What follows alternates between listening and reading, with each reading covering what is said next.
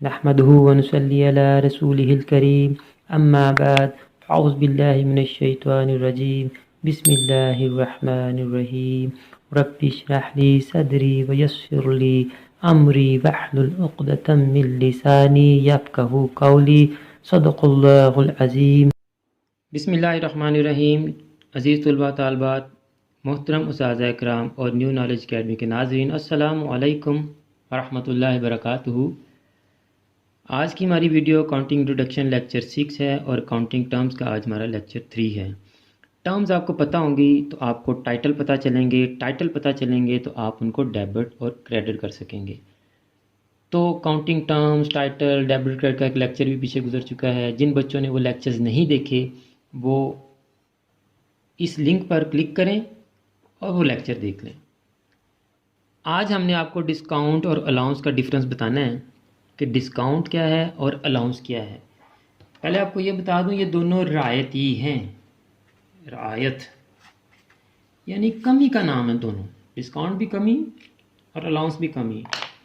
चीज़ में कमी, चीज़ की कीमत में कमी या पेमेंट में कमी, दोनों का मतलब चीज़ की कीमत को कम करना ही है। अब आपको हम प्रैक्टिकल अप्रोच से पढ़ा रहे हैं, तो प्रैक्टिकल अप्रोच में हमने प्रैक्टिकल एग्जांपल्स लेते हैं। फ़र्ज़ करें आप की कपड़े की शॉप है।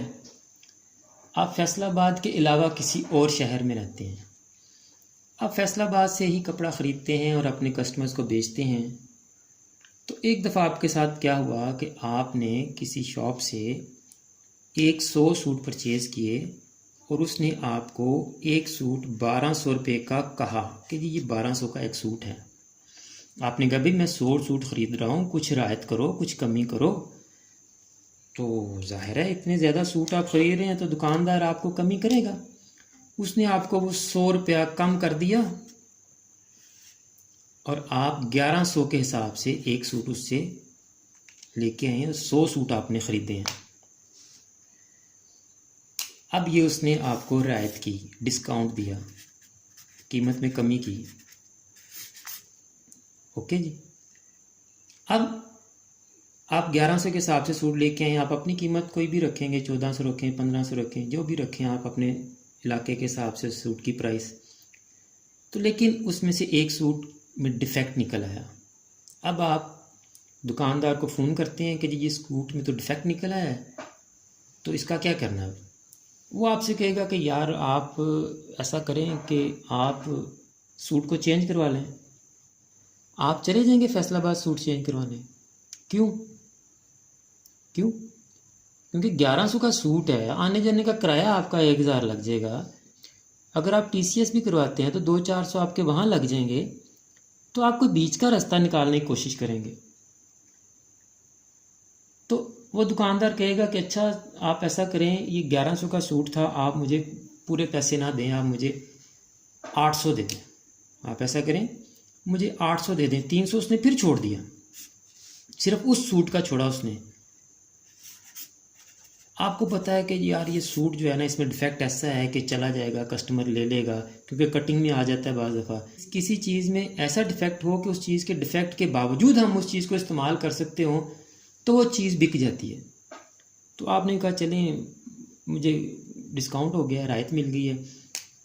अब ये जो 300 उसने छोड़े हैं दुकानदार ने डिफेक्ट के अगेंस्ट, इसको हम अलाउंस कहेंगे। समझ आ गई बात आपको? यानी चीज़ की कीमत में कमी करना डिफेक्ट की वजह से वो अलाउंस होगा, और डिफेक्ट के अलावा किसी भी और वजह से चीज़ की कीमत कम करना वो डिस्काउंट होगा। समझ आ गई आपको कि डिफेक्ट की वजह से कमी अलाउंस, और डिफेक्ट के अलावा किसी भी और वजह से कमी करेंगे जब हम रियायत करवाएंगे या करेंगे तो उसको हम डिस्काउंट कहेंगे। डिस्काउंट और अलाउंस क्लियर हो गया जी।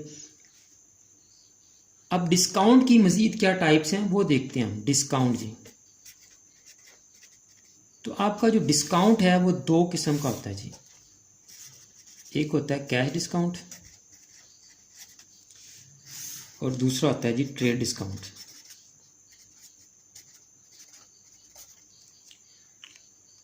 तो जो कैश डिस्काउंट है वो आपका पेमेंट के वक्त होता है या रिसीट के वक्त होता है, यानी या वो वसूली के वक्त होता है या अदायगी के वक्त होता है। और जो ट्रेड डिस्काउंट आपका होता है वो परचेज के वक्त होता है या सेल के वक्त होता है। अब इसकी हम अकाउंटिंग ट्रीटमेंट भी देखते हैं कि इनको क्या करेंगे। टर्म्स आपको समझ आ गई, ये फ़रोख्त के वक्त और ये ख़रीद के वक्त होता है। अब एक हाइपोथेटिकल एग्जांपल अगेन, आपकी सूट की शॉप है, आपका कोई दोस्त आया सूट लेने के लिए अपने घर वालों के लिए। आपने कहा कि जी ये सूट ले जाओ, बड़ा अच्छा है जनाब। आपने उसको 2000 का सूट दे दिया। उसने कहा यार क्या हो गया, दोस्त हूँ आपका, रियायत करो। तो रियायत करा के जो है जनाब वो बात ख़त्म हुई 1500 पे। 1500 पे बात ख़त्म हो गई। उसने कहा यार 1500 में पहली आएगी ना तो सैलरी जैसे ही मिलेगी मैं आपको पैसे दे दूँगा। उसका ठीक है ले जाओ, कोई बात नहीं, 1500 दे देना मुझे। पिछले लेक्चर में हमने आपको बताया था कि जैसे ही कोई क्रेडिट सेल परचेज होगी, उधार होगा, तो हम नाम लिख लेंगे। आपने अपने दोस्त का नाम लिख लिया फ्रेंड। अब आपने जब उसका नाम लिखा तो उसके से कितने लेने, 1500 लेने हैं या 2000 लेने हैं? 1500 ही लिखेंगे ना, 2000 तो नहीं लिखेंगे ना। 2000 तो हमने जस्ट उसको बताए हैं। 2000 बता के तो हमने 1500 का फाइनल किया। 2000 कीमत बताई और 500 रायत करवा ली उसने और 1500 कीमत फाइनल हो गई, और वो भी वो देकर नहीं गया। तो ये जो 500 उसने रायत करवाई है ये ट्रेड डिस्काउंट है। बाइंग और सेलिंग के वक्त हो रहा है, ये परचेज और सेल के वक्त हो रहा है, ट्रेड डिस्काउंट है। और ट्रेड डिस्काउंट की no entry will be passed. इसको हम बुक्स में लिखते ही नहीं हैं ट्रेड डिस्काउंट को। फिर समझें प्रैक्टिकल एग्जांपल से, कोई शादी है, कोई ईद शबरात है, कोई फंक्शन है, आप शॉपिंग करने के लिए जाते हैं बड़े पैमाने पर, शॉपिंग करके वापस आते हैं, तो जब आप हिसाब किताब करने बैठते हैं कि जी कितने पैसे हम खर्च करके आ गए हैं, तो आपने कभी ऐसा भी किया हो कि जी उसने इतने की चीज़ बताई थी, हमने इतने की ली, ये चीज़ दुकानदार ने इतने की बताई थी और हमने इतने की ली है। आप जस्ट आके उन्हीं पैसों का हिसाब करते हैं जो आप एक्चुअली पे करके आए होते हैं। बाज़ दफ़ा तो आपको ये भी नहीं पता होता कि दुकानदार ने हमें बताए कितने थे। तो मतलब बताने में और कीमत तय होने में फ़र्क होता है। जो कीमत तय हुई वही लिखी जाएगी। अगर बताने पे चले जाएं तो माजरत के साथ, पठान भाइयों के साथ, कि वो चीज़ की कीमत 2000 बताते हैं और 200 की दे के चले जाते हैं।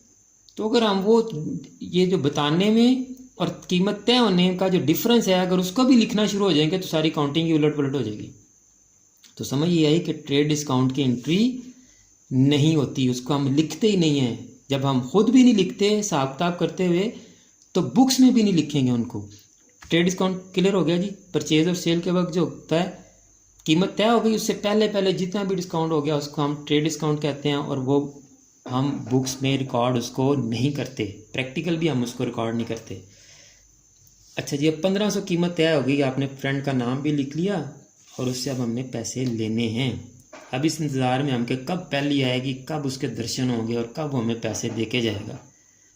जैसे ही पहले आती है, आपका दोस्त आता है और आप देखते हैं उसके तेवर कुछ अच्छे नहीं हैं। तेवर अच्छे कैसे हों? 1200 वाला सूट आपने उसको 1500 का थमा दिया है। उसको घर वालों से भी डांट पड़ी कि भाई तुम इतना महंगा सूट क्यों ले आई, ये देखो फलानी लेके आई हो तो इतने का लेके आई है। आपके दोस्त को शर्मिंदगी का सामना करना पड़ा, इसीलिए तो उसके तेवर बदले हुए हैं। अब वो आएगा, वो कहेगा भाई तुमने क्या किया मेरे साथ, ये सूट तो 1200 का तुम दूसरों को दे रहे हो, मुझे तुमने 1500 का टका दिया है।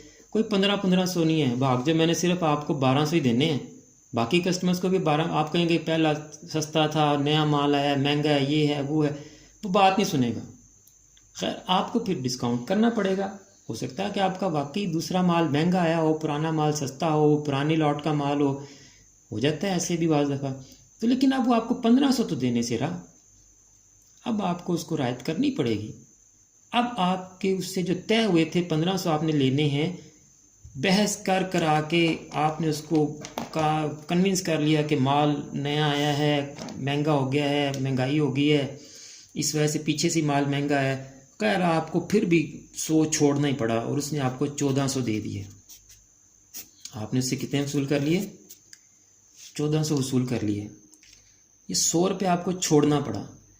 अगर आप इस तरह से लिखते हैं 1500 तय हुए थे, 1400 ले लिए हैं, तो इस तरह तो हमें ये महसूस हो रहा है लिखा हुआ कि 100 अभी रहता है, बकाया रहता है, ऐसे ही लग रहा है ना।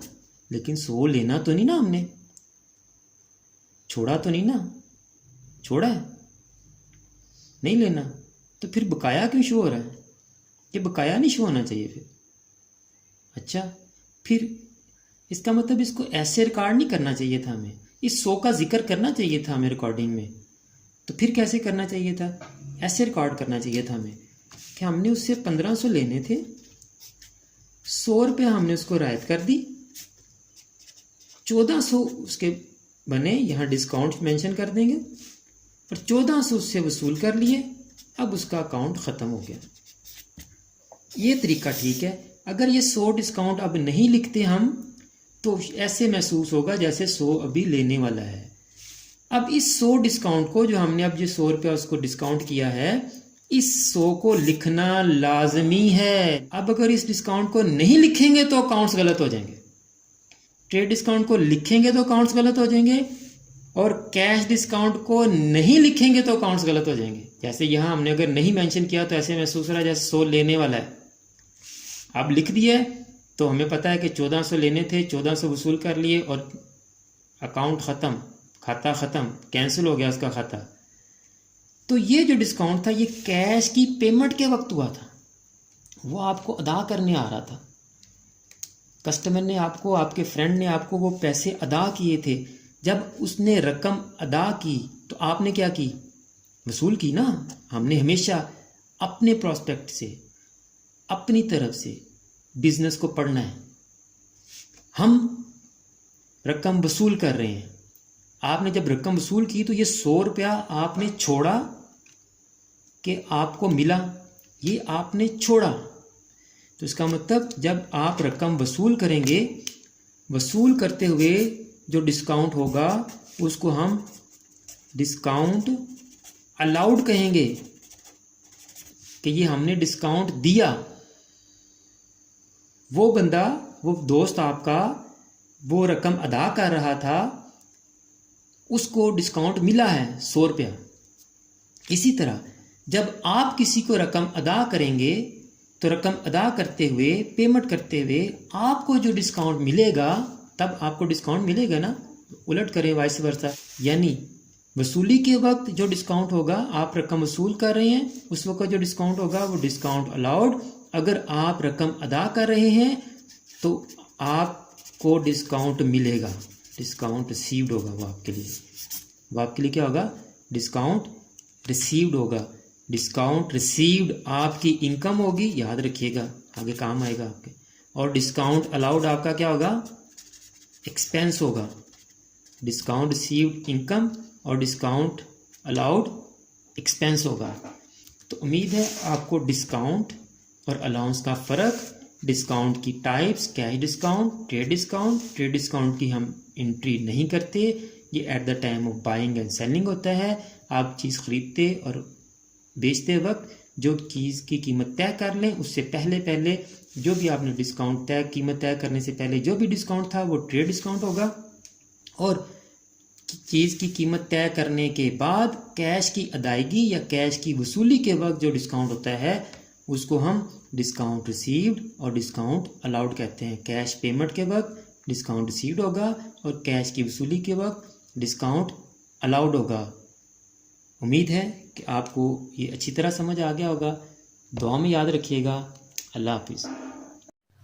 आखिर में हमेशा की तरह मेरी दुआ है कि अल्लाह ताला तमाम स्टूडेंट्स को ना सिर्फ दुनिया के तमाम इम्तहानात में कामयाबी अता फरमाए, बल्कि आखिरत के तमाम इम्तहानात में भी कामयाब करे और तमाम मुसलमानों का ख़ात्मा बिल ईमान फरमाए। आमीन। मुझे भी अपनी दुआ में याद रखिएगा। तो अगली वीडियो तक के लिए फ़ी अमानिल्लाह।